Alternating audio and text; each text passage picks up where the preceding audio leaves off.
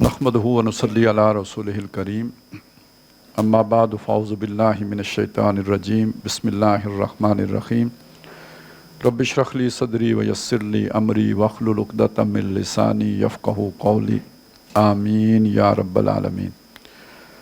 Doctor साहब की ये तहरीर 1967 की है। अगर आप डॉक्टर साहब की जो भी मेहनत है या जद्दोजहद है उसके एतबार से देखें तो 1957 में डॉक्टर साहब जमात इस्लामी से अलहदा हुए और फिर उसके बाद वो अपने कारोबार के सिलसिले में कराची मुंतकिल हो गए और वक्ती तौर पर गोया ये जो भी दीन की खिदमत का काम है इससे यानी वो अमली काम यानी जो ख़ास तौर पे तहरीकी काम वो अमलन नहीं हो पा रहा था, लेकिन ये कि ख़ुद अपना मताला और गौर व फ़िक्र ये उस दौर में भी उनका जारी रहा और वो ज़्यादा अरसा कारोबार में मुंसलिक नहीं रह सके। फिर वो वहाँ से अपना कारोबार छोड़ के वापस शिफ्ट हो गए लाहौर। यहाँ फिर उन्होंने 65-66 में दुरूस कुरान के हल्के कायम किए। ये जो मीसाक रसाला निकलता था ये बंद पड़ा हुआ था, इस्लाही साहब ने ये शुरू किया था, मौलाना अमीन हसन इस्लाही साहब ने, वो उनसे हासिल करके तो फिर निकालना शुरू किया। ये जो हिकमत कुरान है ये असल में डॉक्टर रफ़ीउद्दीन ने शुरू किया था, ये जो अल्लामा इकबाल के शारहीन में जिनका शुमार होता है, तो वो भी फिर डॉक्टर साहब ने हासिल किया और उसको निकालना शुरू किया। तो ये उसी दौर की तहरीर है और यानी 1967 की। और इस तहरीर से डॉक्टर साहब को बड़ी मोहब्बत थी, ख़ुद इसे जब भी पढ़ाते थे तो बहुत ही यानी शर व बस्त के साथ और ख़ुशी के साथ और यानी बड़े शौक़ से पढ़ाया करते थे। 89 में जो पढ़ाई है जो रिकॉर्डेड शायद मौजूद है, तो उसमें मैं फिल वाक़े उधर उस महफ़िल में मौजूद था क्योंकि मैं 88 में वहाँ दाखिल हो चुका हुआ था। तो वो जो दोनों क्लासें थी उस वक्त, एक पहला बैच था जो हमसे सीनियर था और हम दूसरा बैच थे, तो इसके साथ एक साल कोर्स वाले भी होते थे। तो ये तीनों क्लासें जमा करके तो ये पढ़ाया जाता था, ये जो इसके लेक्चर्स होते थे।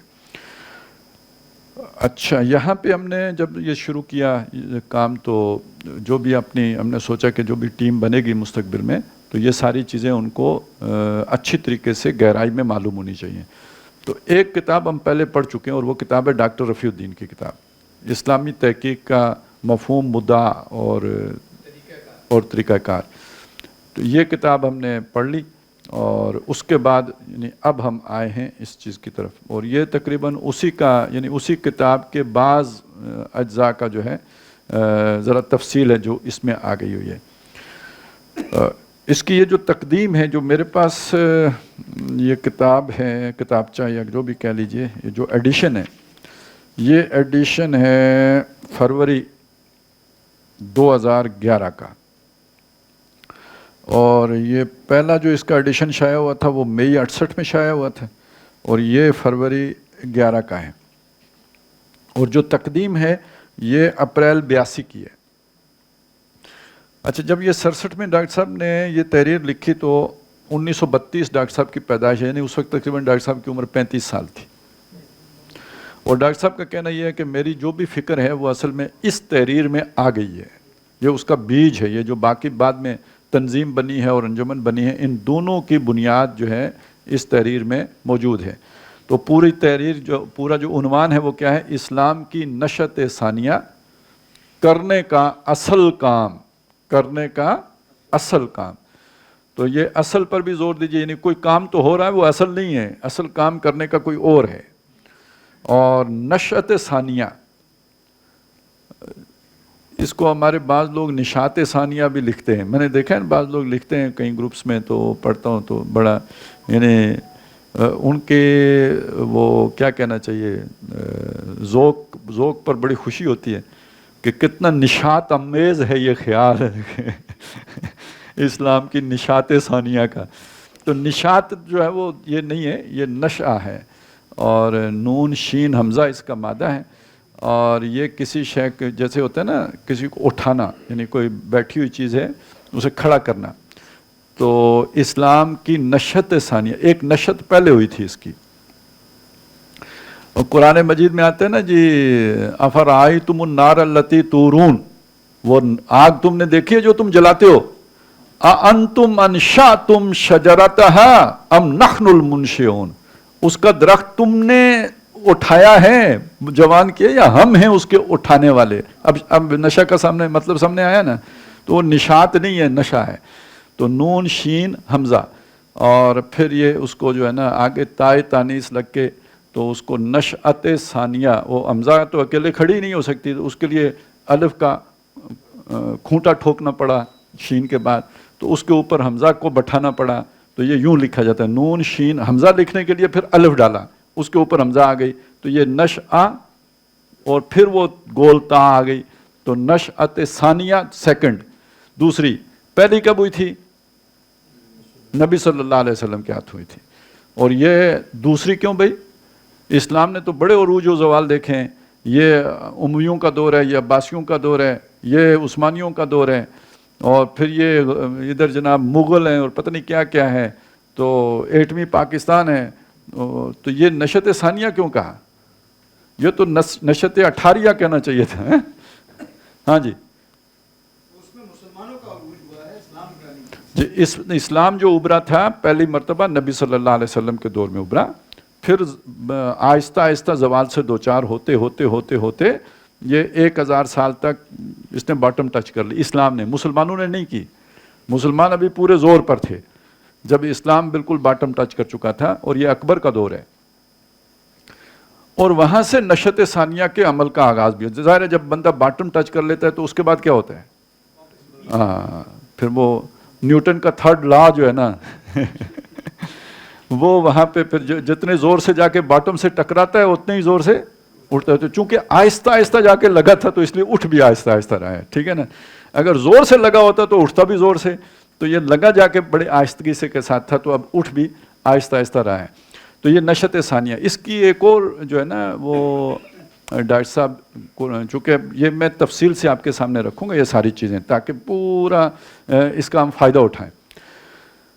ये जो इस्लाम का पहली जो नशत हुई, नशत उला, उसके लिए डॉक्टर साहब का ख्याल ये था कि जो सूरह मुद्दस्सिर में दूसरा रुकू जो शुरू होता है ना, वो क्या है जी? चांद का जिक्र है। नहीं, वहाँ पे जो है ना चांद का जिक्र है। क्या जिक्र है? वह रोशनी जाती है। सब्र करो यार, सोचने दो। हाँ, और कल्ला वल कमर वल्लैल इज़ अस्फर वस्सुब्ह इज़ा अस्फर वल्लैल इज़ अदबर है वस्सुब्ह इज़ा अस्फर। तो ये अब देखें क्या है, पहली बात क्या है? कल्ला वल कमर, यानी इससे पहले ये जो सारा सिलसिला था ना हिदायत का, आदम अलैहिस्सलाम से लेके हज़रत ईसा अलैहिस्सलाम तक, तो ये चांद की रोशनी की मानित था। फिर ईसा अलैहिस्सलाम के बाद आके वक्फा आ गया, फतरत वही का दौर आ गया। इस दौर में कोई नबी नहीं आया, तो गोया ये रात आ गई। तो वह लैल इज़ अदबर, अब रात जा रही है, मुंह मोड़ रही है। वो रात जो पड़ गई थी ना, उस चांद के बाद जो अंधेरा आ गया था, अब वो अंधेरा छट रहा है। वस्सुब्ह इज़ा अस्फर, अब सुबह नो तो लो, ये सुबह तो लो, ये अब चांद वाली रोशनी नहीं होगी, अब सूरज वाली रोशनी आएगी। तो जो नशत ऊला हुई थी, ये कौन सी रोशनी थी? सूरज की रोशनी थी। इन्नहा ला इख्दल कुबर, ये तारीख़ इंसानी का बहुत बड़ा वाक़या है। लिमन शाअ यतक़द्दम औ यतअख़र, अब जो चाहे इसकी तरफ पेशकदमी करे, जो चाहे इससे मुंह मोड़े। तो ये तो नशत ऊला की शान है कि ये सिराजुम मनीरा आ गए ना मोहम्मद रसूलुल्लाह, तो फिर ये सुबह तुलू हो गई। अब आप एक नक्शा और है जो सूरह इंशिकाक में खींचा गया है, वो क्या है जी? कल्ला क्या है जी?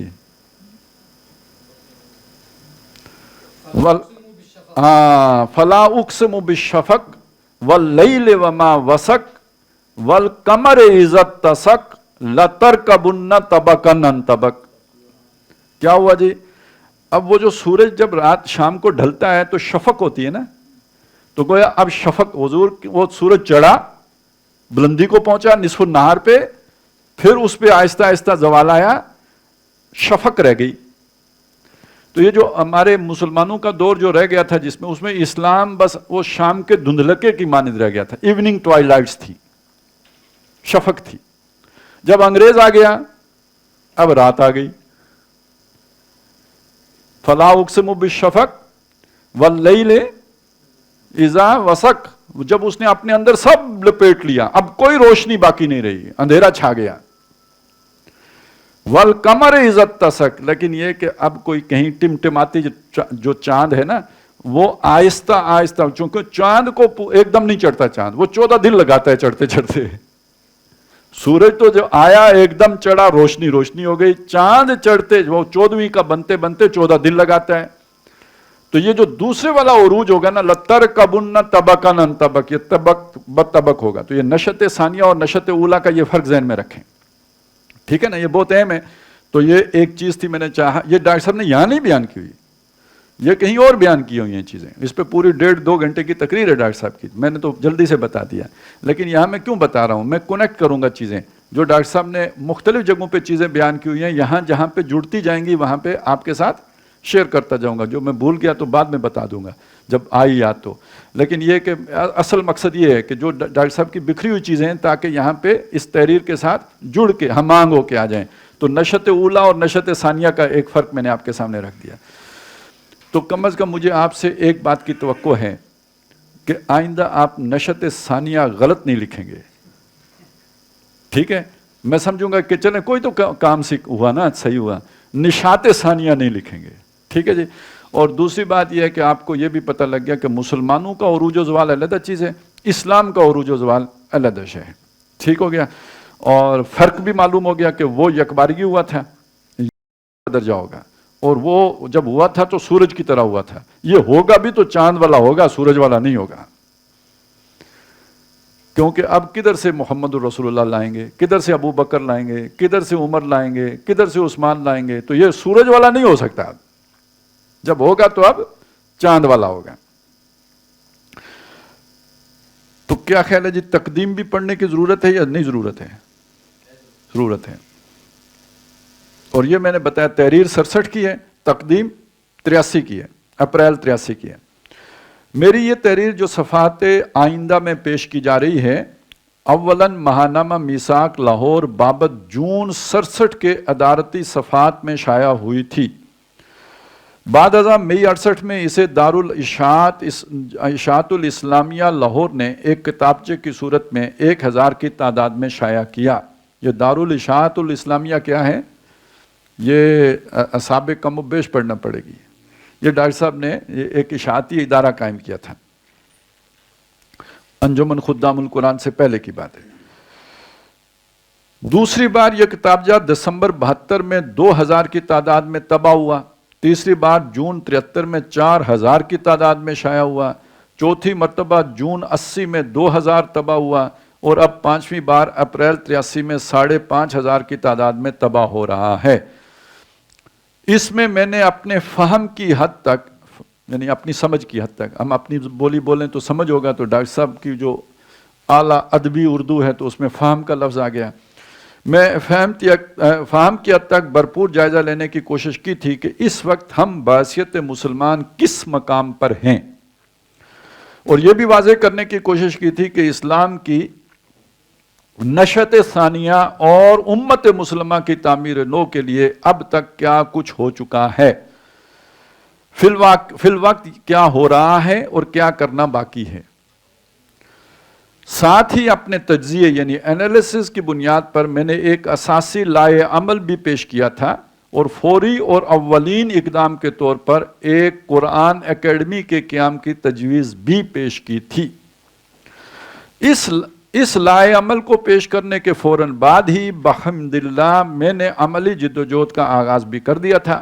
چنانچہ 5 سال کی محنت کے دوسرے بہت سے ثمرات کے ساتھ ساتھ ایک نتیجہ یہ بھی سامنے آیا۔ یہ کیا محنت تھی؟ ہمارے ہاں جب کوئی مکان بنانا ہو، قرآن اکیڈمی بنانی ہے تو عمارت کا نام ہے نا اکیڈمی ہے، تو جب مکان بنانا ہوتا تھا پہلے، جب اتنی فیکٹریاں نہیں تھی تو 1-2 سال پہلے ہی پتھر کوٹنا شروع کر دیتے تھے نا، اینٹ گارا جمع کرو پھر مکان بناؤ۔ تو یہ اصل میں چونکہ اکیڈمی بنانی تھی تو سریا اور سیمنٹ اور ریت اور بجلی جمع کر رہے تھے، یہ 5 سال افراد کے ساتھ میں درس قرآن، رجوع الی القرآن کی تحریک، اور اس کے نتیجے میں وہ افراد تیار ہوئے کہ جو ٹیم ایک بن جائے، ظاہر ہے اس پھر ادارہ بنا۔ یہ عمارتیں اہم نہیں ہوتی ہیں، عمارتیں چلانے والے اہم ہوتے ہیں۔ عمارتیں بن جاتی ہیں، پھر ادھر جنات بسیرا کرتے ہیں، ٹھیک ہے نا؟ تو وہ افراد چاہیے ہوتے ہیں کہ جو ان کو آباد کریں۔ تو 5 سال کی اور بہت سے ثمرات کے ساتھ ساتھ ایک نتیجہ یہ بھی سامنے آیا کہ اس نہج پر، یعنی اس طریقے پر کہہ لیجئے، اس انداز میں باقاعدہ اجتماعی جد و جہد، اجتماعی جد و جہد ایک اکیلے بندے کی جد و جہد ہوتی ہے، ایک جماعت کی جد و جہد، ٹیم ورک، اجتماعی جد و جہد، اور خصوصاً قرآن اکیڈمی کے مجوزہ خاکے کو عملی صورت دینے کے لیے 72 میں مرکزی انجمن خدام القرآن کا قیام عمل میں آ گیا۔ یعنی اب دیکھیے منصوبہ کیا ہے؟ قرآن اکیڈمی بنانے کا، اور وہ قرآن اکیڈمی جو ہے وہ اس کے لیے ایک ادارہ چاہیے۔ اس ادارے کا کیا نام رکھا گیا؟ انجمن خدام القرآن، جس کا مطلب کیا ہوتا ہے؟ قرآن مجید کے خدمت کرنے والے۔ یہ نہیں کہ قرآن کی بنیاد پر اپنی خدمت کرانے والے، خود قرآن کی خدمت کرنے والے۔ انجمن خدام القرآن، انجمن مخدوم القرآن نہیں، انجمن خدام القرآن۔ تو وہ بنی، ظاہر ہے اس نے کیا بنانا تھا جی؟ قرآن اکیڈمی۔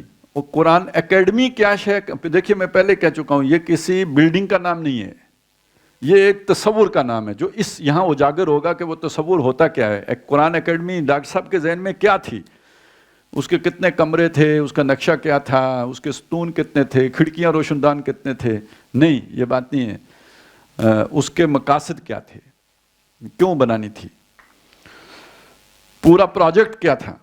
پروجیکٹ اب یہ سامنے آیا نا، تو یعنی پروجیکٹ قرآن اکیڈمی کیا تھا؟ پروجیکٹ تو سمجھ آ جاتا ہے نا، اب ایک ہم نے ابھی پروجیکٹ بھگتا ہے تو اس کے ساتھ سمجھ آ جاتا ہے۔ تو پروجیکٹ قرآن اکیڈمی کیا تھا جی؟ جس کی قرارداد تاسیس، میمورنڈم اور اغراض و مقاصد میں ان تجاویز کو بالکل یا سمو لیا گیا اور اسے گویا اس کے اساسی منشور کی حیثیت حاصل ہو گئی ہے۔ مل جاتی ہے۔ چلیں، 15 سال کی مدت میں اس میں کوئی شک نہیں کہ وقت کے دریا میں بہت سا پانی بہہ چکا ہے اور حالات بہت کچھ بدل گئے ہیں۔ تاہم کچھ اس بنا پر کہ میرے نزدیک حالات میں بنیادی تغیر کوئی واقع نہیں ہوا، اور کچھ اس وجہ سے کہ اب اس تحریر کی حیثیت ایک تاریخی دستاویز کی ہے، اسے بغیر کسی ترمیم کے شائع کیا جا رہا ہے، بجز اس کے کہ آخری 2 صفحات کی عبارت میں کچھ اختصار کر کے مجوزہ قرآن اکیڈمی کے ضمن میں پیش رفت کا جائزہ پیش کر دیا گیا ہے۔ پیش رفت کا، ابھی وہ قرآن اکیڈمی بنی نہیں ہے، اس کی طرف جو ہے جو پیش رفت ہوئی ہے اس کا جائزہ، یعنی یہ 83 کی بات کر رہے ہیں۔ اب آ جائیں جی فکر، اب یہ تو تقدیم ہو گئی، آگے اب فکر مغرب جو ہے نا وہ اصل تحریر شروع ہو رہی ہے۔ اس کا عنوان ہے فکر مغرب کا ہماگیر استیلا۔ چلیں جی، پہلا ڈاکٹر صاحب نے لکھی تھی ایک تحریر، لگتا نہیں کہ ہمارے لیے لکھی تھی، یہ تو کوئی ہمارے قریب کا تو لفظ نہیں ہے نا۔ تو استیلا، استیلا کس شے کو کہتے ہیں؟ آج کل دھند نہیں پڑتی،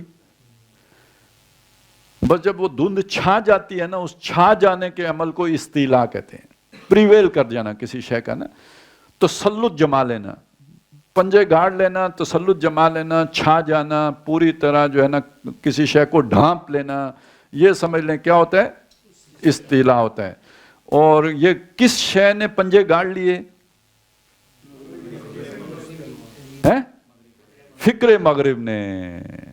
اور ہمارے ہاں تو فکر پریشانی کو کہتے ہیں، آپ کے ہاں کیا کسی کو کہتے ہیں؟ فکر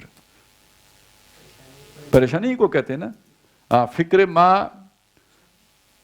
میری سوچ ہے، اور فکر ماں درکار ماں آزار ماں، تو فکر یعنی فارسی میں بھی یہی کہتے ہیں، فکر پریشانی کو کہتے ہیں، میری پریشانی میرے لیے بڑی تکلیف دہ ہے۔ تو یہاں یعنی فکر مغرب، مغرب کی پریشانی پوری دنیا میں چھا گئی، یہ مطلب ہو گیا۔ ہاں تو کیا مطلب ہے یہ؟ ہاں کس نے بتایا جی؟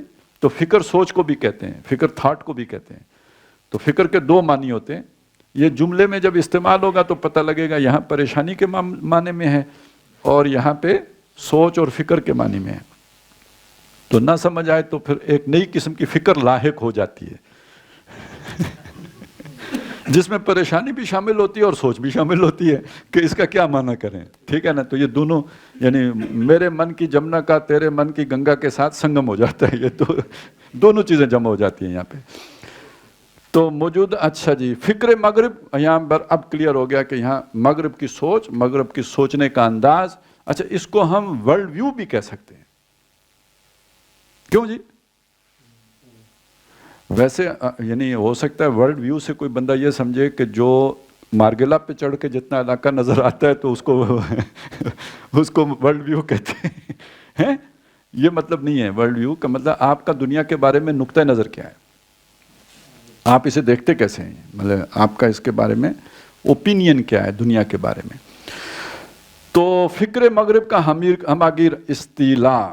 تو اب مطلب یہ ہوا کہ جو مغربی سوچ ہے، جو مغربی فکر ہے، جو مغربی نقطہ نظر ہے، جو مغرب جس آنکھ سے دنیا کو دیکھتا ہے. ٹھیک، اب یہ ٹھیک ہو گیا، بالکل صحیح سمجھ میں آ گئی نا بات کہ جس آنکھ سے مغرب دنیا کو دیکھتا ہے. اچھا یہ استیلا کا مطلب یہ ہے کہ وہ ہر طرف وہی سوچ چھائی ہوئی ہے. دعویٰ یہ ہے جو کیا گیا ہے. جب آپ نے استیلا کہا نا تو اصل میں آپ نے ایک دعویٰ کر دیا کہ وہ جو مغربی سوچ ہے وہ صرف مغرب میں نہیں ہے، وہ مشرق میں بھی ہے. وہ صرف مغرب یا مشرق میں نہیں ہے، وہ شمال اور جنوب میں بھی ہے، وہ گلوبل ہے. استیلا کے لفظ نے یہ بات بتائی ہے ہمیں کہ مغربی سوچ، یعنی اگر اس کو ہم سادہ کر کے بیان کریں کہ مغربی سوچ عالمی سوچ ہے، مغربی سوچ پوری دنیا کی سوچ ہے، مغربی نقطہ نظر ہر ذہن میں پیوست ہے. ٹھیک ہو گیا جی؟ یہ مغربی فکر کے استیلا کا معنی ہے. موجودہ دور، اب موجودہ دور سے کیا مراد ہے؟ یعنی پی ڈی ایم کا دور. ہاں، عصر حاضر کب سے شروع ہوتا ہے؟ خاص طور پہ اس تحریر میں اگر ہم طے کریں تو سیکنڈ ورلڈ وار کے بعد. کوئی اور بھی کوشش کرے. 47 کے بعد.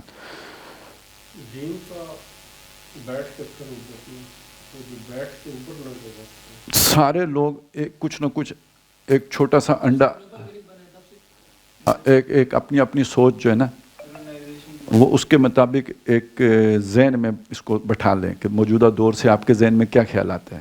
آگے پڑھیں گے تو ہو سکتا ہے کہ آج نشست ختم کرنے سے پہلے ہم کسی بات پہ متفق ہو جائیں، نہیں تو اختلاف بالکل شروع میں پیدا ہو جائے گا. ٹھیک ہے؟ وہ دور اب گزر گئے. چلیں ابھی آپ موجودہ دور کو بس ذہن میں رکھ لیں. ٹھیک ہے؟ بجا طور پر مغربی فلسفہ و فکر اور علوم و فنون کی بالادستی کا دور ہے. یہ کیا کیا باتیں آ گئیں جی؟ مغربی فلسفہ و فکر، فلسفہ و فکر تو ایک ہی بات ہوگی. علوم و فنون،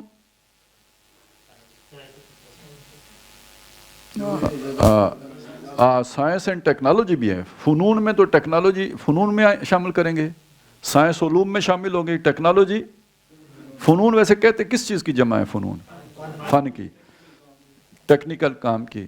تو فن ایک ایبسٹریکٹ فن بھی ہوتا ہے نا. ہاں تو یعنی وہ ساری چیزیں بھی فنون میں جمع کریں نا اس کو بھی. آخر علوم و فنون جو آپ کے بعض مضامین جو ہوتے ہیں وہ از قسم فنون ہوتے ہیں، علم کی نوعیت کے نہیں ہوتے، فن کی نوعیت کے ہوتے ہیں. ٹھیک ہے کہ نہیں؟ چلیں تو علوم و فنون مطلب ویسے یہ تجوید جو ہے نا، تجوید یہ علم ہے کہ فن ہے؟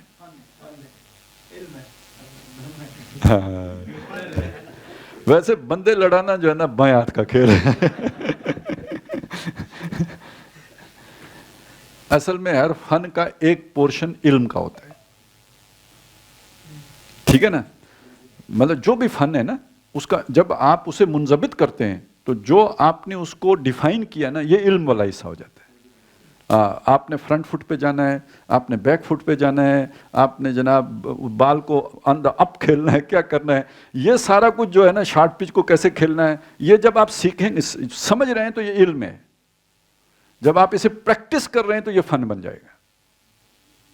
اب سمجھ آ گئی بات؟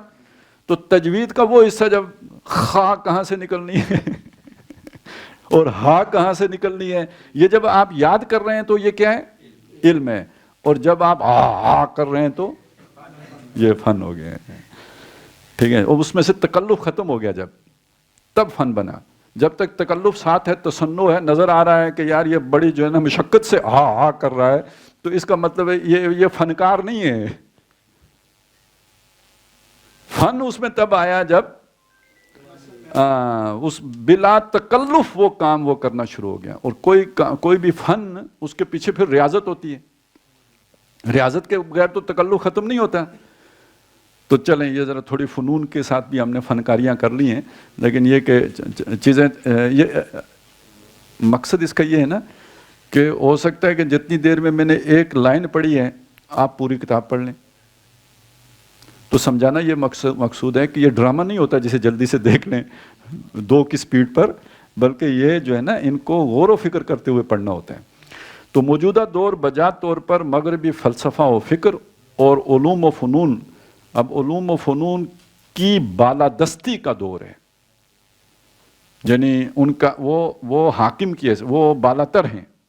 تو اگر ہمارے کوئی علوم و فنون تھے تو بالاتر نہیں ہیں بلکہ پست ہیں, دبے ہوئے ہیں. تو چھائے ہوئے وہ ہیں. ٹھیک ہے. اور آج پورے کرۂ ارضی پر مغربی افکار و نظریات, افکار فکر کی جمع ہو گئی اور نظریات نظریے کی جمع ہو گئی, اور انسان اور کائنات کے بارے میں وہ تصورات پوری طرح چھائے ہوئے ہیں جن کی ابتدا آج سے تقریباً 200 سال قبل, اب اس میں 50 اور جمع کر لیں کیونکہ 1967 کی تاریخ ہے, تحریر ہے, تو تقریباً 250 سال قبل یورپ میں ہوئی تھی. تو اب آج کا دور کلیئر ہو گیا. اچھا, یہ ان 50 سالوں میں یہ ختم ہو گیا یا ابھی چھایا ہوا ہی ہے؟ چھایا ہوا ہی ہے. لہذا یہ آج کے دور کا مطلب ہے یہ کوئی 250 سال کا دور. اس میں 10-15 پلس مائنس آپ کر سکتے ہیں, لیکن یہ ایرا ہے کہ جس کو آج کا دور کہا گیا ہے. اور دعویٰ یہ کیا گیا ہے کہ اس میں مغربی فلسفہ و فکر اور نظریات چھایا ہوا ہے جن کی ابتدا آج سے تقریباً, اچھا جی ہو گیا جی, اور جو اس کے بعد مسلسل مستحکم ہوتے اور پروان چڑھتے چلے گئے. اصل میں یہ سمجھے نا, یہ پروان چڑھتے چلے گئے, وہ جو ہماری ٹمٹماتی شام کی شفق تھی نا, وہ یہ اس کے اندر سمٹتی چلی گئی. اب سمجھ آئی کہ وہ میں نے کیوں کہانی آپ کو سنائی تھی. یہ رات تھی جو چھا گئی دنیا پر, یہ رات چھائی ہوئی ہے, سمجھ آئی نا. تو وہ روشنی جو تھی وہ گھنا گئی, وہ دم توڑ گئی. اور جو وادی فاران سے جو سورج طلوع ہوا تھا نا, اس کی روشنی پہلے شفق میں بدلی, وہ مسلمانوں نے خود اسے وہاں تک پہنچایا, اور اس کے بعد یہ رات میں بدلنے کا کام یہ مغربی فکر و فلسفے اور علوم و فنون نے سر انجام دیا. آج کی دنیا سیاسی اعتبار سے خواہ کتنے ہی حصوں میں منقسم ہو, سیاسی اعتبار سے تقسیم کا یہاں مطلب کیا ہے؟ ملک. یہ یعنی کتنے ملک ہیں دنیا میں؟ 100 نہیں ہے, 223 ممالک ہیں جن میں سے 191 یون کا حصہ ہے, باقی انسامن اسٹیٹس. چلیں, تو یہ بے شک 200 حصوں میں منقسم, یعنی سیاسی تقسیم میں 200 ملک ہیں. اچھا جی, آج کی دنیا سیاسی اعتبار سے خواہ کتنے ہی حصوں میں منقسم ہو, تقریباً ایک ہی طرز فکر اور نقطہ نظر پوری دنیا پر حکمران ہے. اب یہاں اصل میں وہ فکر اور جو جس کا اصطلاح ہے اس کو نقطہ نظر اور طرز فکر سے تعبیر کر دیا گیا ہے. اب یعنی طرز فکر اور نقطہ نظر, یعنی نقطہ نظر آپ کا جی اینگل آف ویو ہوگا, اینگل آف ویو یا پوائنٹ آف ویو, چلیں پوائنٹ آف ویو, نقطۂ نظر پوائنٹ آف ویو ہو گیا, ٹھیک ہے. اور یہ وہ جو اینگل ہوتا ہے وہ کیا ہوتا ہے, زاویہ نگاہ ہوتا ہے, ٹھیک ہے جی. اور یہ اب آ گیا جی دوسری جو چیز آئی, طرز فکر, سوچنے کا انداز, چیزوں کو دیکھنے کا انداز. میرے سامنے ایک چیز آئی, میں آج وہ چلیں آپ کو بتا دیتا ہوں, جمعہ پڑھایا میں نے, اور موضوع تھا جی موجودہ ہمارے سیاسی حالات اور جو بھی معاشی ابتری اور پتہ نہیں کیا کیا تھا, یہ کچھ تھا جو سب کو نظر آتے ہیں. تو میں نے ادھر یہی پوائنٹ رکھا ہے کہ دیکھیں ہم سب ایک کام میں لگے ہوئے ہیں, اس کا ذمہ دار کون ہے, باجوہ ہے, مشرف ہے, کیا نام ہے اس کا, عمران خان ہے, نواز شریف ہے, پی ڈی ایم ہے, رجیم چینج ہے, کیا ہے یار یہ, یعنی ہم تھلوں کو جا رہے ہیں, جہاز ہمارے کے انجن بند ہیں, پنجر ٹلا ہے, ٹھیک ہے, اور فل سپیڈ نیچے جا رہا ہے, اور آنکھیں بند کر کے کلمہ پڑھنے کی ضرورت ہے کہ اب لگا کہ لگا, ٹھیک. لیکن سب اس سوچ میں پڑے ہوئے ہیں کہ انجن بند کس نے کیا تھا, چابی کس نے چھپا لی ہے, ٹھیک ہے, پیٹرول کس نے پیٹرول کی جگہ ڈیزل ڈال دیا تھا, ٹھیک ہے. اس دندے میں پڑے ہوئے ہیں سارے تجزیے یہی ہو رہے ہیں. آپ نے اس پورے عرصے میں, اب تو سب کو لگتا ہے نا کہ پاکستان, تو اس کے باوجود بھی یہ کوئی بیچ میں کہیں اللہ, رسول, فرشتہ, کوئی جناب ہوا کا فرشتہ, کوئی شف والا, کوئی بیچ میں نہیں ہے. سمجھ آئی نا, کیا مطلب بڑے سے بڑا ایماندار تو کیا بڑے سے بڑا بے ایمان, یہاں سب کی سوچ ایک ہو جائے گی. یہ کیا ہے, یہ نقطہ نظر ہے نا, کس نقطہ نظر سے آپ اور کس سوچ سے اور کس فکر سے آپ حالات کا جائزہ لیتے ہیں. سمجھ آئی میری بات کی. باقی چلے کپڑے داڑھی جو بھی آپ کی ہے, اصل میں تو بینک بیلنس, خبریں جو ملتی ہیں کوئی اچھی تو نہیں ملتی نا. اگر وہ زرداری صاحب کا سیز ہو رہا ہے تو مولوی صاحب کا بھی سیز ہو رہا ہے. منی ٹریل ان کو بھی کا نہیں پتہ لگتا کہ کیا, وہ پھر بھی بیچارے سوچتے ہیں کہ کیا حساب دینا پڑے گا, تو ہماری کا تو بالکل ہی نہیں پتہ لگتا نا. تو وہ ہرس حویس ہر طرف ایک جیسی ہو گئی نا. تو چلیں سمجھ آیا نا یہ نقطہ نظر, تو سوچ و فکر بھی سمجھ آ گئی نا بات. طرز فکر اور نقطہ نظر پوری دنیا پر حکمران ہے, ایک ہی طرز فکر اور نقطہ نظر پوری دنیا پر حکمران ہے. کا مطلب کیا ہے, جیسے ایک حکمران کا آرڈر مانا جاتا ہے, سارے لوگ اس نقطہ نظر کے تابع ہیں, اسی طرح سوچتے ہیں اور دیکھتے ہیں. اور بعض سطحی اور غیر اہم اختلافات سے قطع نظر. اچھا یہ ذہن میں رکھیں, جب یہ تحریر لکھی جا رہی تھی تو اس وقت یعنی کمیونزم بھی موجود تھا رشیا میں, ٹھیک ہے, اور ادھر کیپٹلزم. کتنا بڑا اختلاف ہے, کچھ چھوٹا سا اختلاف نہیں ہے. لیکن جس نقطہ نظر سے یہ تحریر لکھی جا رہی ہے اس کے اعتبار سے یہ سطحی اختلاف ہے, ٹھیک ہے نا. ورلڈ ویو ایک ہے دونوں کا, اس کائنات کے بارے میں سوچ ایک جیسی ہے, زندگی کے بارے میں سوچ ایک ہے.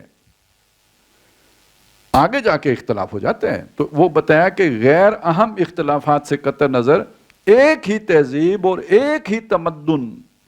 یہ تہذیب اور تمدن میں کیا فرق ہوتا ہے؟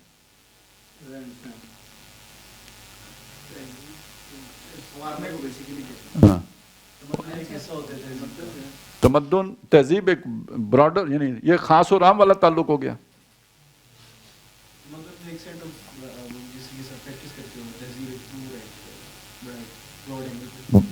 یعنی تہذیب ایک یعنی ایک بڑا تصور ہے, اور سویلائزیشن, اور تمدن اس کا ایک حصہ ہے جس پر آپ عمل کر رہے ہوتے ہو. تو ویسے بھی یعنی جو آپ کے یہ جو سٹرکچرل چیزیں ہوتی ہیں یہ تمدن کے ساتھ تعلق رکھتی ہیں. اچھا, تہذیب اور ایک ہی تمدن کا سکہ پوری دنیا میں رواں ہے, کہیں کہیں منتشر طور پر. اب یہ استثناء کیا گیا ہے, یہ کلیہ پورا بیان کر کے ایک اصول دے کے اب اس میں سے کچھ مستثنا چیزیں بیان. کہیں کہیں منتشر طور پر کوئی دوسرا نقطہ نظر اور طرز فکر اگر پایا بھی جاتا ہے تو اس کی حیثیت زندگی کی اصل شاہراہ سے ہٹی ہوئی پگڈنڈی سے زیادہ نہیں ہے۔ آپ اسے یوں سمجھ لیں کہ پہلے وقتوں کے جو رستے ہوتے تھے تو جیسے آج کل موٹر وے ہوتی ہے تو ایک بڑی شاہراہ ہے، اور اس سے کوئی پگڈنڈی نکل کے کوئی کسی جنگل سے گزر کے کسی نالے سے گزر کے تو وہ کوئی شارٹ کٹ ہے بھی، تو اس پر مسافر چلتے نہیں ہیں۔ کوئی جو قسمت کا مارا جس کو کوئی بہت جلدی ہو یا کوئی مسئلہ مصیبت ہو تو وہ اس مین سٹریم سے نکل کر تو وہ اس جو ہے نا اس رستے کا مسافر بنے گا، اس کی اہمیت تو نہیں ہوگی۔ تو آج اگر جو تہذیب و تمدن ہے وہ تو یہ ہے، اب اس میں سے کسی نے نکل کے اپنی کوئی کٹیا کہیں بنا لی ہے، کوئی کسی جنگل میں جا کے بیٹھ گیا ہے، کسی نے کوئی اپنا گاؤں بنا لیا ہے۔ اچھا یہاں پہ یہ نوٹ کیجئے، یہ ایک سوچ آج کل ہے نا، وہ عمران حسین صاحب ہمارے دے رہے ہیں، ٹھیک ہے نا، جس میں یہ ہے کہ جی ہم اپنا چلیے دنیا دے اس نکرے دے تھے بندہ نہ بندے دی ذات ہوئے ٹھیک ہے نا، ایک اپنی دنیا بناتے ہیں، یعنی اپنی بستی آباد کرتے ہیں، اس میں اور ساری چیزوں کو چھوڑ دیجئے، جو اور پرابلمز ہیں وہ تو بعد کی ایک علیحدہ مصیبت ہے، کیونکہ آپ کسی ملک کے اندر ہی بنائیں گے نا، تو جس ملک کے اندر بنائیں گے وہاں ملک کا قانون نافذ ہوگا۔ آپ نے بستی تو بنا لی جیسے بیریا ٹاؤن بن گیا، لیکن یہ کہ کل اگر فرض کریں آپ وہاں بستی میں انسان ہی رہیں گے نا، وہ آپس میں لڑیں گے کہ نہیں لڑیں گے؟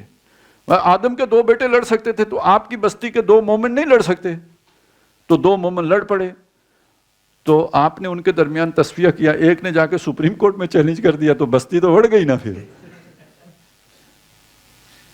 نہیں سمجھ آئی؟ ہاں ملک کا چلے گا، آپ کی بستی کا قانون تو نہیں چلے گا۔ دوسری بات یہ ہوئی کہ فرض کریں ادھر کسی نے کسی کی چوری کر دی، کیا پتا ہوتا ہے، مومن سے بھی تو چوری ہو سکتی ہے نا، ٹھیک ہے، اب بستی میں فیصلہ ہوا ہاتھ کاٹو، وہ آپ نے ہاتھ کاٹا، وہ چلا گیا اسلام آباد، اس نے آپ کے خلاف FIR کٹوا دی، تو بڑے یہ نہیں، مطلب کئی قسم کے پرابلمز ہیں، لیکن میں یہاں اس اعتبار سے سمجھیے کہ بڑا پرابلم کیا ہے، آپ جو اصل دھارا ہے زندگی کا اس سے تو کٹ گئے، تو یہ اسلام ہے، رہبانیت کی نئی صورت ہے، یہ اجتماعی رہبانیت ہے۔ وہاں پہ ایک فرد اکیلا راہب بنتا تھا، یہاں پہ جماعت مشترکہ طور پہ راہب بننے کی سوچ رہی ہے۔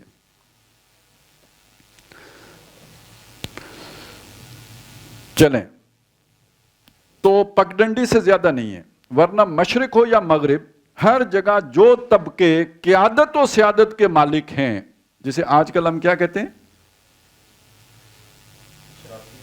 اشرافیہ،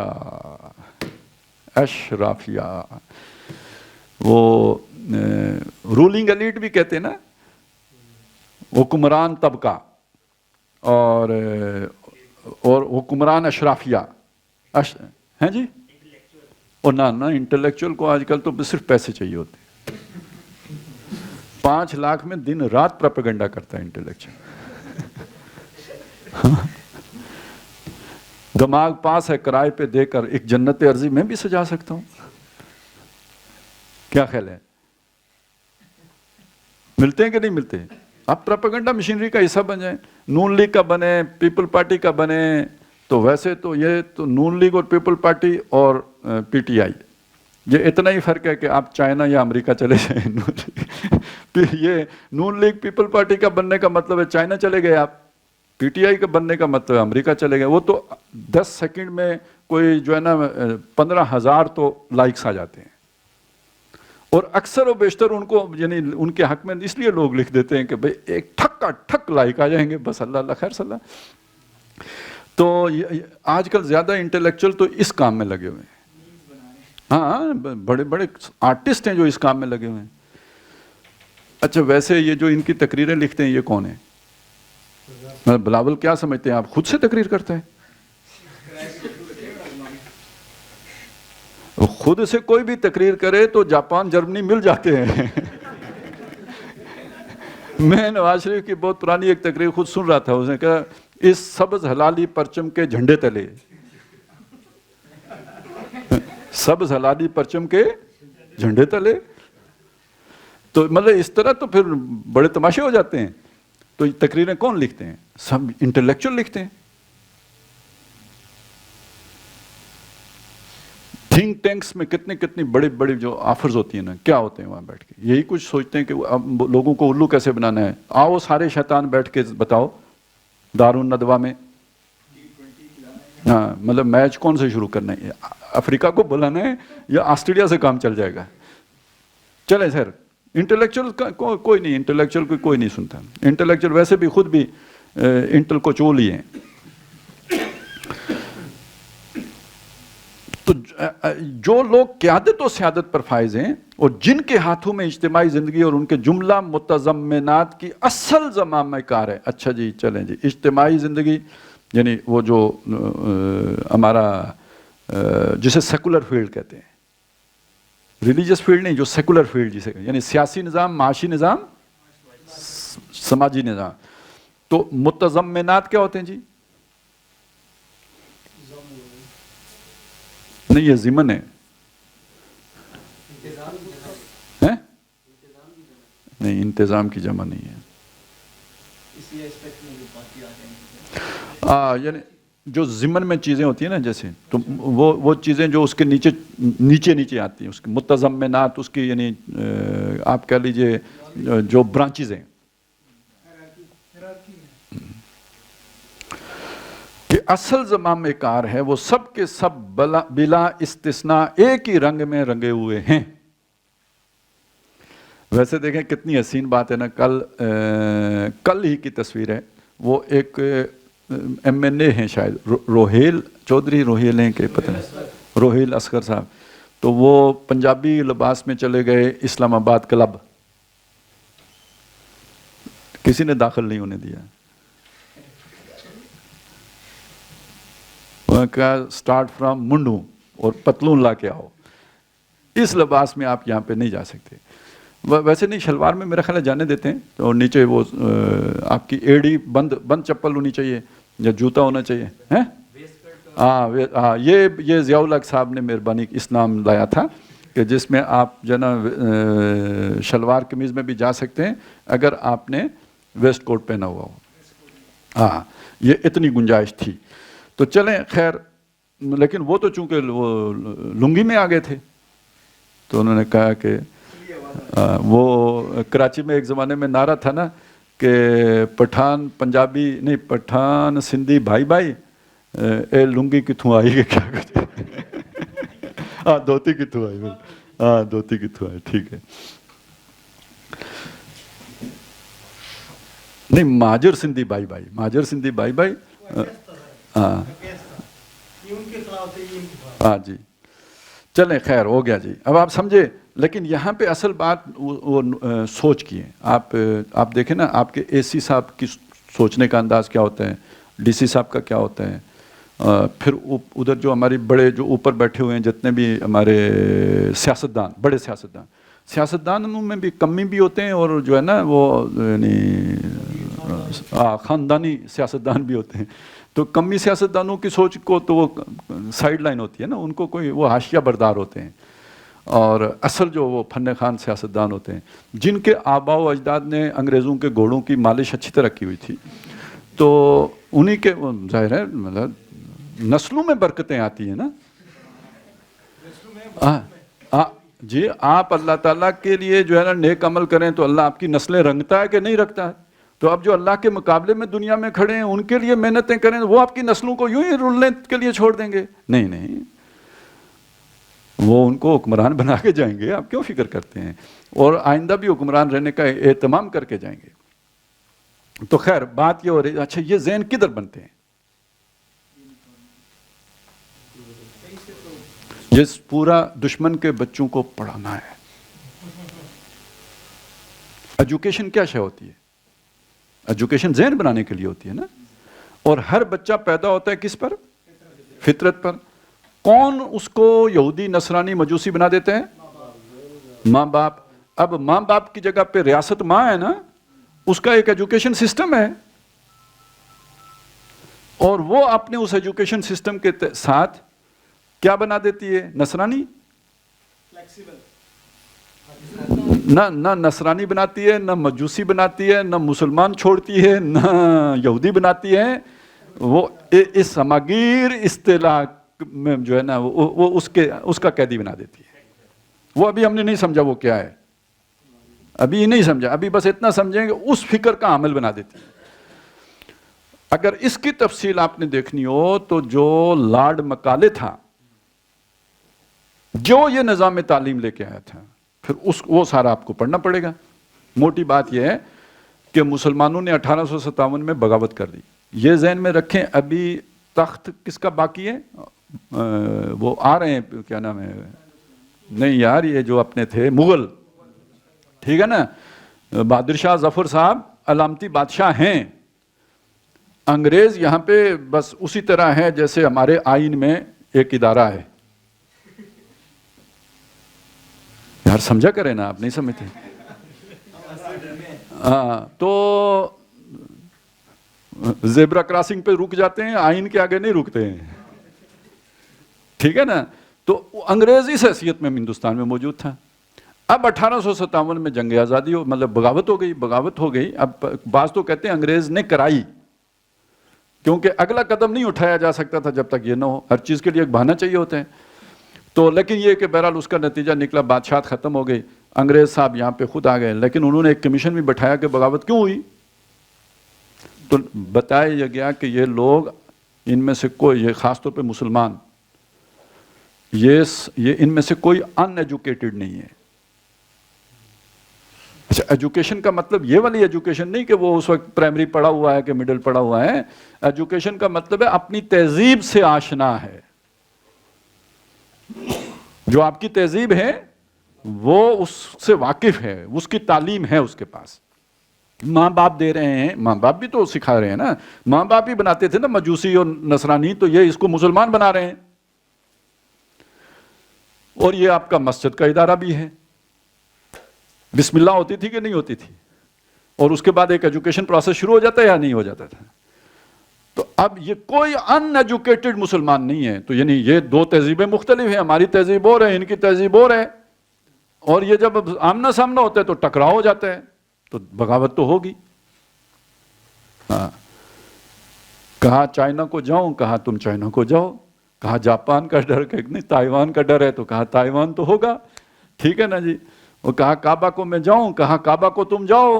کہا شیطان کا ڈر ہے, کہا شیطان تو ہوگا. تو جناب یہ تو ہوگا, کیونکہ ان کی تہذیب اور ہے, ہماری تہذیب اور ہے, ٹکراؤ تو ہوگا. تو انہوں نے کہا پھر کیا کریں. میں نے کہا یار یہ ڈائریکٹ انوالومنٹ ٹھیک نہیں ہے, ڈائریکٹ انوالومنٹ ٹھیک نہیں, ٹکراؤ ہو جاتے ہیں. وہ مجھے یاد آتا ہے, یہ بھی کوئی میتھڈالوجی اللہ سے لی گئی ہے, کہ اللہ تعالیٰ بھی انسانوں سے کلام کرنے کے لیے اپنا کلام پہلے فرشتے کے منہ میں ڈالتا ہے نا, جبریل. پھر جبریل آ کے انسان کسی میں ایک کو دیتا ہے, پھر وہ آگے رسول جو ہے نبی باقی انسانوں تک پہنچاتے ہیں اللہ کا پیغام. انہوں نے کہا ان میں سے نکالو بندے, ان کے ذہن بدلو, ان کو ٹریننگ دو, اور جب ان کو پھر ان کے ذریعے سے ان کے اوپر حکمرانی کرو. یہ 1862 میں یہ عمل شروع ہوا ہے. 1893 میں جا کے انہیں اطمینان ہو گیا کہ وہ ایک پوری لیئر ٹیم تیار ہو گئی ہے. اب وہ درمیانی لیئر لے کے آئیں گے بیبونز کی, جو بعد میں بابو بن گئے, جو اب جو ہے نا اشرافیہ کہلاتے ہیں. تو اس کے پیچھے پوری ایک ٹرانسفارمیشن جو ہے ایک مرد حر کو بابو بنانے کی ایجوکیشن, سمجھ آئی. تو دشمن کے بچے کو پڑھانے کے پیچھے, جو ہو سکتا ہے جس نے گانا گایا ہو, جس نے لکھا ہو, اس کو یہ سارا فلسفہ نہ معلوم ہو, لیکن چونکہ فائل میں لکھا ہوا تھا نا کہ دشمن کے بچے کو پڑھانا ہے پڑھا دیا. تو ہمارے ہاتھ راز لگ گیا, کیونکہ ہم نے دیکھا نا کہ مطلب پیر پگاڑا کا جو باپ تھا وہ ہروں کا امیر تھا. اس نے انگریز کو یہاں پہ تگنی کا ناچ نچایا. آخر انگریز نے اسے جیل میں مار دیا, جیل میں مرا. اس کے یہ دونوں بچے وہ لے گئے امریکہ برطانیہ, اور وہاں پھر پڑھا کے واپس بھیجا. تو پھر جو پیر صاحب ہمارے حصے میں آئے وہ پڑھے پڑھائے پیر صاحب تھے. علامہ اقبال کے بچے کو پڑھایا, ٹھیک ہے نا. کہاں اقبال، کہاں جو ہے نا وہ شاہین، کہاں جاوید اقبال یہ کوا زاغوں کے تصرف میں وہ قابو کے نشیمن، ٹھیک ہے نا. تو یہ پڑھائی کا نتیجہ نکلا. تو دشمن کے بچوں کو پڑھانے کا مطلب سمجھ میں آیا نا. تو یہ تعلیم پہ اتنا اخراجات. اور اب آپ کو سمجھ آ رہی ہے کہ یہ طالبان والے کیوں ٹھکا ٹھک سکول بند کر دیتے ہیں. وہ شروع کرتے ہیں بیچارے، وہ جب دیکھتے ہیں یار یہ تو کچھ نتیجہ ٹھیک نہیں نکلا تو وہ کہتے ہیں اب بند کرو بھائی. ابھی ان کو اصل مسئلہ نہیں سمجھ آ رہا کہ جب تک پورا نصاب نہیں ٹھیک کر کے لائیں گے تو یہ اس سکول کی عمارت کا قصور نہیں ہے، یہ لارڈ مکالے کے ذہن کا قصور ہے. اس سے آپ کو سمجھ آئے گی کہ پرابلم کہاں ہے، کرنے کا اصل کام کا مطلب کیا ہے. جب تک وہ نہیں کریں گے تو یہ بے شک آپ کو اقتدار بھی مل جائے پھر بھی لٹکے ہی ہوں گے، کچھ کرنے کی پوزیشن میں نہیں ہوں گے. تو اب اگر کوئی ایسی ریاست بھی ہوگی تو وہ مین سٹریم ریاست تو نہیں ہوگی نا، پھر پگڈنڈی والی ریاست ہی ہوگی. ورنہ مشرق ہو یا مغرب ہر جگہ جو طبقے قیادت و سیادت کے مالک ہیں اور جن کے ہاتھوں میں اجتماعی زندگی اور اس کے جملہ متضمنات کی اصل زمام کار ہے وہ سب کے سب بلا استثناء ایک ہی رنگ میں رنگے ہوئے ہیں. اچھا وہ پڑھائی سے مجھے یاد آیا، ان کے تو اسپیشل سکول ہیں. یعنی ایک تو سکول ہم عوام کے لیے جنہوں نے کلرک بننا ہوتا ہے، جنہوں نے کلرک بننا ہوتا ہے ان کے لیے تو یہ باقی سکول ہے نا، یہ جو بلکہ پرائیویٹ بھی. وہ پرائیویٹ سکول میں پڑھ کے کون سے ہم نے کوئی جو ہے تارے توڑ کے لانے ہوتے ہیں. میں نے دیکھے نا برن ہال، لارنس کالج. میں بیکن ہاؤس کی نہیں کہہ رہا ہوں کیونکہ بیکن ہاؤس وہ ڈے اسکالرز ہیں نا، صبح پڑھو شام کو گھر آ جاؤ. گھر میں والدین کے ساتھ یہ وہ بہرحال کچھ نہ کچھ فرق پڑ جاتا ہے. مطلب وہ والی کنسنٹریشن جو مطلب برن ہال میں اور لارنس کالج میں ہوتی ہے. آپ مطلب مڈل کلاس کے بچے کو جو اس کو ماں باپ کے ساتھ رہنے کی عمر ہے اس میں اسے آپ ہاسٹل لائف میں لے جائیں تو پتہ ہے ایک ایجوکیشن بغیر ایجوکیشن کے ہوگی. مطلب کوئی نصاب میں شامل کرنے کی ضرورت نہیں ہے. اس آدمی کے اندر لطیف جذبات نہیں پیدا ہو سکتے، ہمدردی کے جذبات، محبت کے جذبات، ایثار کے جذبات، کیونکہ یہ کمیونیکیٹ نہیں کیے جا سکتے الفاظ میں، یہ تو ایکشن سے ٹرانسفارم ہوتے ہیں. آپ ماں باپ کو دیکھتے ہو، بہنوں بھائیوں کو دیکھتے ہو، قربانی دیتے دیکھتے ہو، سیکھتے ہو قربانی. ان کو آپس کی محبت سے آپ محبت سیکھتے ہو، وہ آپ سے جو محبت کرتے ہیں اس سے آپ محبت سیکھتے ہو. یہاں تو سارا پروفیشنلزم ہے. اب کوئی ماں والی محبت دے سکتا ہے کسی ہاسٹل کے اندر؟ تو اس نقطہ نظر میں تو ہمارے مدرسے بھی اتھے ہی جا کے کھڑے ہو گئے. نہیں سمجھ آئی. تو ویسے تو مطلب اتھے بھی تو بے حسی اسی طرح کی ہوتی ہے نا. ہوتی ہے کہ نہیں ہوتی؟ بالکل ہوتی ہے. وہ چیز ادھر آ جاتی ہے. یہاں پہ یہ بچے ماں باپ کے پاس ہوتے ہی نہیں، نہ انہیں ماں باپ کا پھر اتنا احساس بھی نہیں رہتا. تو قوم کا کیا احساس ہوگا پھر؟ تو یہ صرف ایجوکیشن ذہن سازی کی ایجوکیشن ہی نہیں ہے، سائیکالوجیکل ایجوکیشن بھی ہے. تو اس طرح پھر وہ پوری ایک لاٹ تیار کی جاتی ہے جس کو جو پھر خلافت کا حق ادا کرتی ہے. کس کی خلافت؟ مغربی فکر کی خلافت. وہی اذان تیار ہو جاتے ہیں، ایک ہی رنگ میں رنگے ہوئے ہیں. مغربی تہذیب و تمدن اور فلسفہ و فکر کا یہ تسلط اس قدر شدید اور ہماگیر ہے کہ بعض ان قوتوں کے نقطہ نظر کا جائزہ بھی اگر دقت نظر سے لیا جائے جو مختلف ممالک میں مغربی تہذیب و تمدن کے خلاف سفارا ہیں، تو معلوم ہوتا ہے کہ وہ بھی مغرب کے اثرات سے بالکل یا محفوظ نہیں ہے. سوچنے کا انداز وہی ہے جو مغرب کا ہے، اگرچہ کہ مغرب کے خلاف ان کا تصادم کی کیفیت ہے، لیکن نقطہ نظر، سوچ، زاویہ نگاہ ویسا ہی ہے جیسا کہ مغربی ہوتے ہیں. نا جی، میں مسلمانزم کی طرف اشارہ کر رہا ہوں. ٹھیک ہے نا؟ یعنی آپ اس چیز کو دیکھیں نا کہ جب وہ اپنے مقاصد کے لیے ہر حربے کو جائز سمجھتے ہیں، تو جب ایک مسلمان بھی اپنے مقصد حاصل کرنے کے لیے ہر حربے کو جائز سمجھ لے، حتیٰ کہ جھوٹ بولنے کو بھی جائز سمجھ لے، تو یہ کون سا نقطہ اسلامی نقطہ نظر ہے یا مغربی نقطہ نظر ہے؟ ٹھیک ہے، تو دلیل کیا دی جاتی ہے؟ مطلب آج جب آپ کہتے ہیں کہ فلانا چور ہے، وہ بدلے میں کہتا ہے یہ بھی تو چور ہے. اس کا مطلب یہ ہے کہ بھئی اگر چوری رواج پا گئی ہے تو جرم ہی نہیں رہا، کیونکہ یہ بھی چور ہے، وہ بھی چور ہے، ریڑھی والا بھی چور ہے. اب یہ جو ریڑھی والا بھی چور کس نے کہا تھا؟ مسٹر کسی نے کہا تھا یا مولوی نے کہا تھا؟ ہاں، تو سوچ ایک ہو گئی یا نہیں ہو گئی؟ حالانکہ ریڑھی والا چور ہے تو اس کا مطلب بھی یہ ہے کہ مولوی صحیح نہیں ہے، کیونکہ ریڑھی والے کو ایمانداری کس نے سکھانی تھی؟ جو تو اس کی ڈیوٹی میں، اس کے فرائض میں ہے. وَمِنْهُمْ وَجَعَلْنَا مِنْهُمْ أَئِمَّةً يَهْدُونَ بِأَمْرِنَا لَمَّا صَبَرُوا. تو یہ تو جو علماء ربانی ہیں ان کے کرنے کا کام ہے.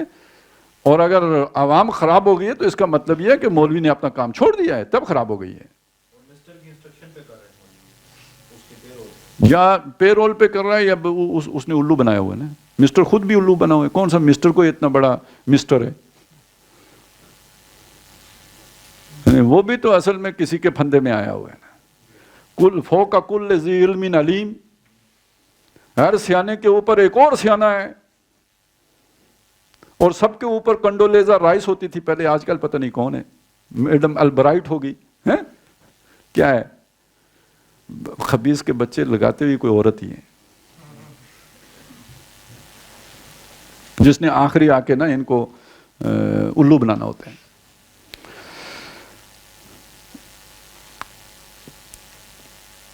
اور خود ان کا طرز فکر بہت حد تک مغربی ہے. تو اب یہاں تک ایک دعویٰ ہمارے سامنے آ گیا ہے. دعویٰ یہ ہے کہ پوری دنیا کے اوپر ایک ہی سوچ غالب ہے، اور وہ سوچ مغربی سوچ ہے. پہلی بات یہ آگے. اس میں سے اگر کچھ استثناء ہے تو وہ زندگی کے دھارے میں شامل لوگ نہیں ہیں، بلکہ اس دھارے سے کٹے ہوئے لوگ. کہیں کوئی جزیروں کے اوپر کچھ لوگ اگر آباد ہیں اور ان کا نقطہ نظر اس نقطہ نظر سے مختلف ہے تو میں بھی. باقی جو رولنگ ایلیٹ ہے ساری پوری دنیا کی، وہ ایک ہی طرح سے سوچتی ہے. خواہ اس نے وہ عربوں والا وہ کیا ہوتا ہے جی، نہیں کیا کہتے ہیں، اکال بندھی ہوئی ہو، یا یہ کہ اس نے جناب ہمارے والا رومال بندھا ہوا ہو، یا اس نے کراکلی پہنی ہوئی ہو، یا وہ سر ننگا ہو یا ہیٹ والا ہو. سب اس معاملے میں وہ اس کے نیچے جو سر ہے اور سر کے اندر جو مغز ہے، اس میں ایک ہی کھچڑی ہے جو سب کے پکی ہوئی ہے. اب وہ ہے کیا؟ یہ ہے وہ جو آگے آ رہا ہے نا، بنیادی نقطہ نظر صفحہ 6 پہ. یہ انشاءاللہ تعالی ہم نیکسٹ فرائیڈے کو اس کا مطالعہ کریں گے کہ وہ، اور یہ بہت اہم ہے. اصل بات سمجھنے کی یہی ہے، اور کہ وہ نقطہ نظر ہے کیا، مغربی نقطہ نظر کیا. اس سے پتہ چلے گا کہ کہیں میرا بھی تو وہی نہیں ہے. ہر ایک کو سوچنے کا موقع ملے گا کہ ہم کتنے پانی میں ہیں. اب اس پہ کوئی سوال تو نہیں؟ میں نے آپ کی طرف سے بھی کوشش کی کہ سوال کھڑے کروں. جی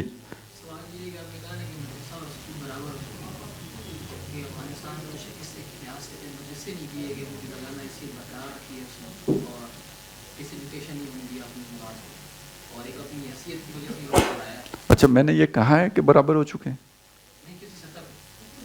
جب کسی سطح پہ تو پھر ہو گیا نا. نہیں دیکھیں میری بات سنیں، ایک جس نے بندے نے جو بات کی ہو، دیکھیں مناظرہ تو نہیں کر رہے نا، نہیں کر رہے نا، بات ٹھیک ہے.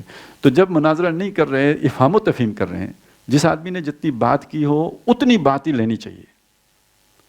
اس میں اضافہ کر کے اپنی بات اس کے منہ میں، یہ میں اس لیے کہہ رہا ہوں، آپ سب کی تربیت کے لیے کہہ رہا ہوں. مطلب ہم کوئی ٹی وی ٹاک شو میں نہیں بیٹھے ہوئے ہیں، سیکھنے کے لیے بیٹھے ہوئے ہیں. تو آپ کا سوال جینین تب بنے گا جب آپ میرے موقف کو اتنا سمجھ چکے ہوں جتنا میں جانتا ہوں. ٹھیک ہے نا. تو اس لیے اس بات کو اتنا ہی رکھیں جتنا میں نے کس حوالے سے کہا تھا, بے حسی کے حوالے سے کہا تھا. نہیں صبر کریں نا, میں کہ وہ بے حسی جو کسی وہ اسکول کا بھی نہیں کہا تھا. ہاں, وہ بے حسی ہاسٹل میں بھی پیدا ہو, ہاسٹل جس کا بھی ہو, دین والے کا ہو کہ اس والے کا ہو. ٹھیک ہے, میں نے اتنی بات کی ہے. اس کو جس طرح آپ نے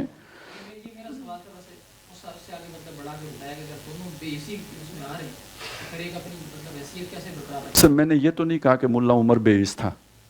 نہیں کیا, اب سمجھے نا اس بات کو. میں نے کوئی ہر ایک کے بارے میں کہہ دیا, میں نے ہاسٹل لائف کے کہا, جس نے نہیں بسر کی. سر تو آپ نے بنیاد ہی صحیح نہیں اٹھائی. اگر وہ سوال آپ کا ہے ضرور کریں, لیکن جس بنیاد سے اٹھا رہے ہیں اس سے نہ اٹھائیں, وہ بنیاد ہی غلط ہے. باقی اب بات کریں, اگر آپ سمجھتے ہیں کہ وہ کیا آپ نے آخر میں کہا کیا تھا, سوال کیا کیا تھا؟ پھر اسی پہ اگر کو چھوڑ دینا, اگلی بات کریں. اچھا, بے حسی نہیں برقرار, ان میں نہیں ہے بے حسی, ختم ہو گیا سوال. میں سمجھا رہا ہوں بھئی, آپ کا سوال ہی غلط ہو جاتا ہے جب آپ بات کرتے ہیں. میں نے تو اس کو نہیں کہا بے حس ہیں, یہ تو آپ کہہ رہے ہیں بے حس ہیں.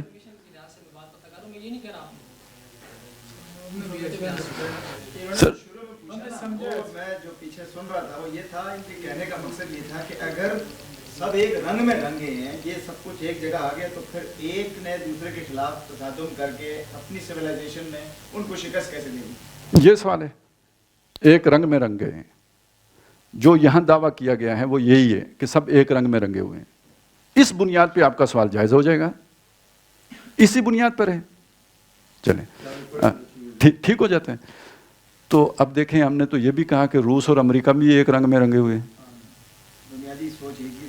ٹھیک ہے, تو ان کے درمیان تو کولڈ وار کتنا عرصہ چلتی رہی ہے, کیوں چلتی رہی ہے؟ ٹھیک ہے, تو کیا مسئلہ ہے؟ آپ کا سوال قبل از وقت ہے. ابھی آپ کو نقطہ نظر ہی سمجھ نہیں آیا, وہ ابھی ہم نے پڑھا ہی نہیں ہے. جس رنگ میں رنگے ہوئے ہیں وہ رنگ ہی ابھی ہم نے نہیں دیکھا ہے. سمجھ آئیے؟ جب وہ ہم پڑھ لیں گے تو پھر اس کے بعد پتہ لگے گا کہ بھائی یہ ایک ہی رنگ میں ہونے کے باوجود کیوں لڑائی ہو جاتی ہے. ٹھیک ہے نا, تو وہ لڑائی ہے, ہوئی ہے, اور لڑائی امریکہ اور روس کے درمیان بھی ہوئی ہے. جس اعتبار سے ہم کریں سب ایک رنگ میں رنگے ہوئے ہیں, وہ بھی ایک ہی رنگ میں رنگے ہوئے تھے, پھر بھی لڑائی ہو گئی ہے. کیوبا اور امریکہ کی لڑائی. اچھا, ویسے تو مطلب صحابہ بھی تو ایک ہی رنگ میں رنگے ہوئے تھے نا, لڑائی تو ان کے درمیان بھی ہو گئی تھی, نہیں ہوئی تھی؟ تو لڑائی تو ہو جاتی ہے نا. جی, ذرا جلدی نہ کریں نا, ہو سکتا ہے آپ خود ہی کہہ دیں, مجھ سے کیوں کہہ لو. جی, ان کو دبایا گیا. ایک بندہ جب مجبور ہو جاتا ہے تو وہ لیول تھا. مطلب ایک ہوتا ہے کہ سر جی, سر ابھی نہیں, اندازہ نہیں لگائیں, ابھی صبر کریں. یہ اس کو پورا جب آپ پڑھیں گے تو آپ کے اس سوال کا جواب مل جائے گا. ابھی قیاس سے نہ کریں. نہیں چلیں, پتہ لگ جائے گا. یہ سارا جب پڑھ لیں گے تو سمجھ آ جائے گی کہ وہ نقطہ نظر ہے کیا اصل میں, پھر آپ کو صحیح والی سمجھ. جی, میں یہ گزارش کروں گی, آڈینس بھی بیٹھی ہے, ہم نے ابھی آغاز میں کچھ چیزوں کو آپ نے جیسے کہا بنیاد رکھ کے آہستہ کر کے میں کھول رہا ہوں. مطلب اتنی جلد بازی نہیں, ورنہ اگر یہ بحث اب یہاں شروع کرنے کے اصل میں نہیں, بحث کا دیکھیں مسئلہ کیا ہے, اس چیز کو سمجھیں کہ جب کوئی شے پڑھ کے تو سوال کرنے کی بات کی جاتی ہے, تو جو کانسیپٹ دیا گیا ہے اس کانسیپٹ کو سمجھنے کے لیے سوال کا موقع ہوتا ہے. اعتراض کا حق ہر آدمی کو ہے, وہ اس کی رائے ہے. یہ سوال اعتراض کے لیے نہیں ہوتا, یہ سوال اس لیے ہوتا ہے کہ یہ میرا کانسیپٹ, یہ جو آپ نے یہ بات بیان کی, اس میں سے یہ حصہ مجھے سمجھ نہیں آیا, مطلب یہی والا سوال ہے.